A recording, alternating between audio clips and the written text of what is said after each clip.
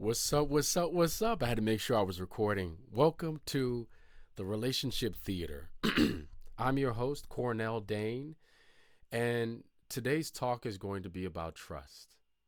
You know, I was talking with a client and close friend of mine a couple days ago about this very topic, and as I've thought more about that conversation, there have been some insights that have developed, some insights that developed even in within the conversation that I had with this person.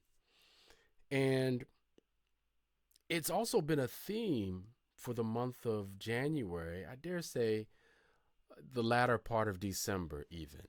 Trust, trust, trust, trust. I happen to think that trust is an issue that both sexes deal with, both men and women. However, I think that men have more control over uh, this precious commodity and virtue of trust. Um,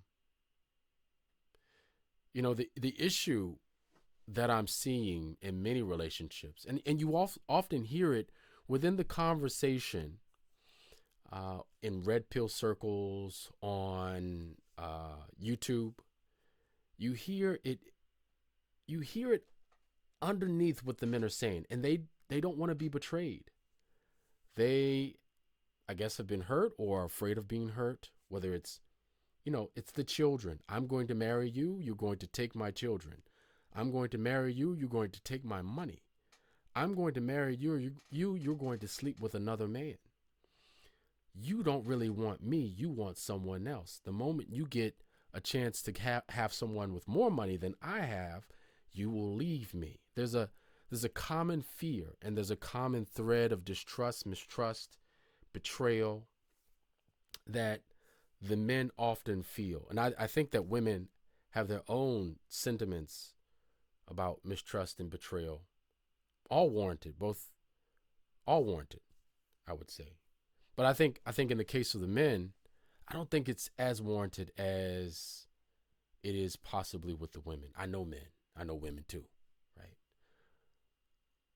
But that's with that said, I I think the problem that is beginning to develop because of this mistrust and betrayal, I would like to juxtapose the relationship that the men have in their mind based upon this betrayal. I'd like to juxtapose it with the nation's fear of illegal immigration. Now, how's it like that, Cornell? Well, it's like that because just like America, or Americans, let's say Americans, when you think about the narrative, right?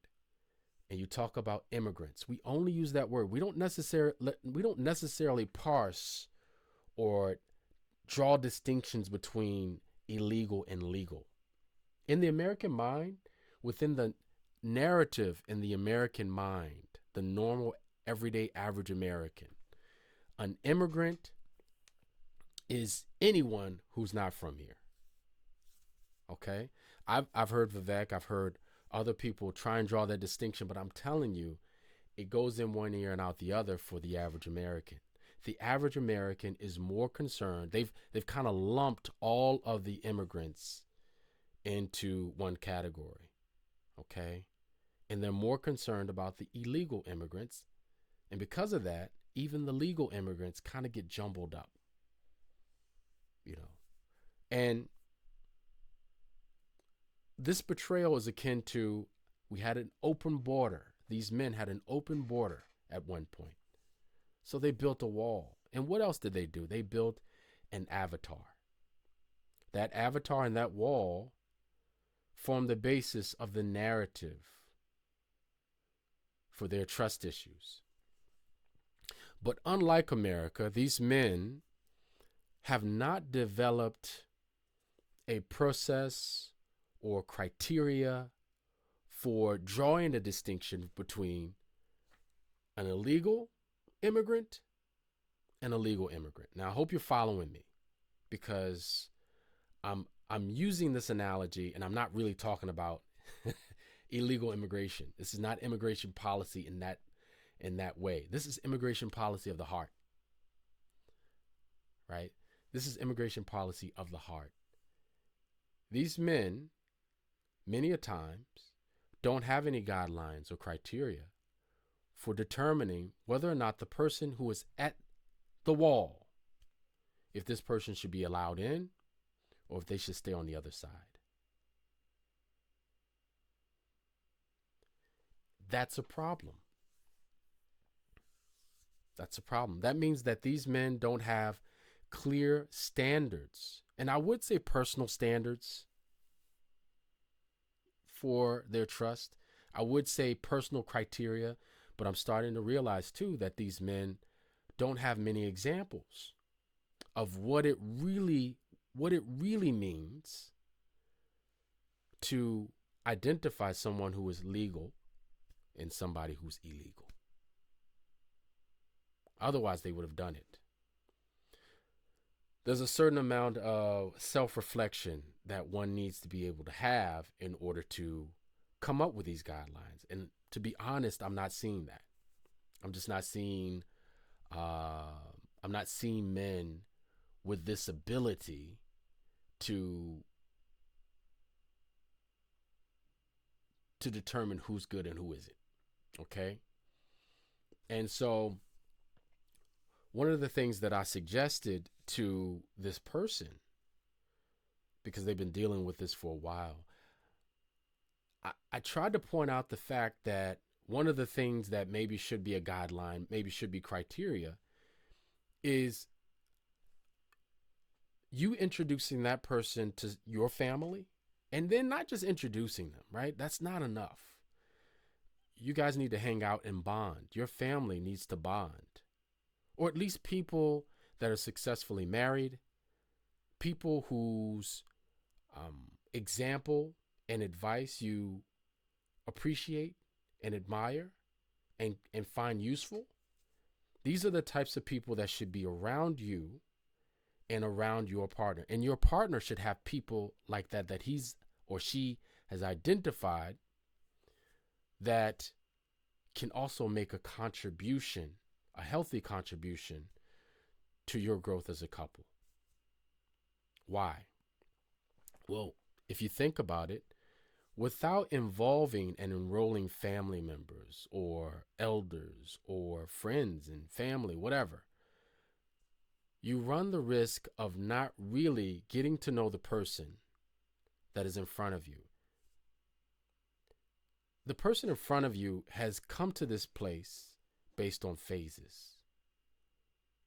If you meet the people that knew this person when they were children, there's certain things and habits that they had as a young man, as a young woman, that someone in their family can explain to you. Yes, he's always or she's always done this. If you meet teenage friends who've known this person for a long time, there's certain things that happened or certain memories that they might have or certain pains and traumas that they may have gone through that someone in their family can point to and say, this happened to this person. And I think that's why this is going on. So they can explain that to you, but also when that person is having an issue, once they enrolled, let's say it's you have an issue. Of course, it's good for you to speak with someone that's a third party of your partner. But then there's also that moment when you speak to your own people who you've enrolled, and that person's available to your partner too. But you speak to your own people and you say, hey, I'm having this issue. And your own people can point out, well, you often do X, Y, and Z, or you're X, whatever it is. And that person can help you to kind of understand your feelings and navigate your feelings within that situation. It doesn't always mean that it's going to be like that per se. Sometimes the support that comes is going to have to be a reminder of maybe a deficiency that you have, or a deficiency that you have in your choices, or a person may have to remind you not to quit. Not necessarily with this person, but maybe, dating can be very frustrating. It may be that this person is trying to remind you that you're worthy, that you are enough, Maybe they're trying to remind you that, this is to stick through it and try and work through it because it's not as bad as you think. It's not a red flag, it's a flaw. Or it's a flaw. It's not a flaw, it's a red flag. That it can go all kinds of ways.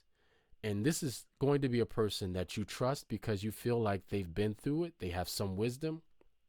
And even though the distance traveled is different, because a lot of times I feel like people have a tendency to believe that the people that are successfully married or are in successful relationships, that those people don't understand the difficulty that someone who's single or trying to become successfully married is having.